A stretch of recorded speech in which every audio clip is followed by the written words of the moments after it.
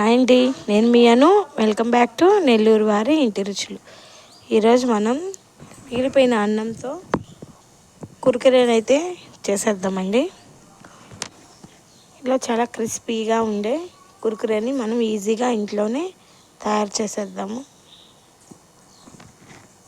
Taste కూడా చాలా బాగా వస్తుందండి. ఇప్పుడు ముందుగా నేను అన్నం తీసుకొని ఒక మిక్సీ జార్లో వేసుకున్నాను.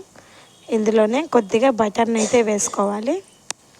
ఒక స్పూన్ దాకా బియ్యం పిండిని వేసుకొని కొద్దిగా నీళ్ళను వేసుకొని మనం మిక్సీ పట్టేసుకుందాం. మిక్సీ పట్టేసాం కదా, దీన్ని మనం ఒక బౌల్లోకి అయితే తీసుకోవాలి. ఇలా పిండిలాగా మనం మిక్సీ పట్టుకోవాలి. ఇందులోనే మనం 3 టేబుల్ స్పూన్ల దాకా శనగపిండిని వేసుకున్నాను.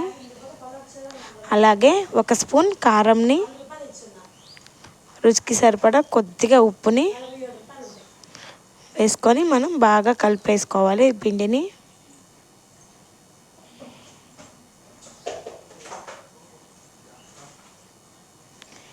ఇలాగ బాగా మనం ఈ పిండిని అయితే కలిపి పక్కన పెట్టేసుకుందాం.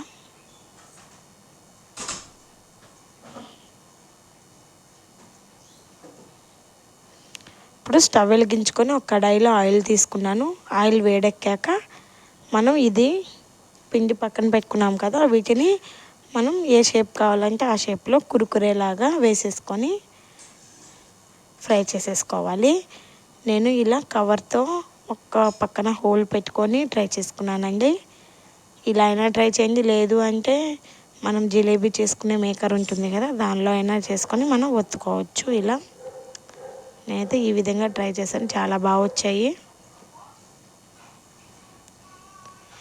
మొత్తం ఇలా అన్నీ మనం డీప్ ఫ్రై చేసేసుకుందాం. ఇదండి, గోల్డ్ కలర్ వచ్చేదాకా మనం ఫ్రై చేసేసుకొని ఒక బౌల్లోకి అయితే తీసుకోవాలి.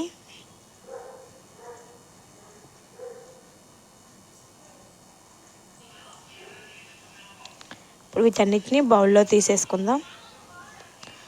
బౌల్లో తీసేసుకున్నాక ఇందులో కొద్దిగా కారం, కొద్దిగా ఉప్పు, కొద్దిగా చాట్ మసాలా వేసి బాగా ఇలా కలపాలి.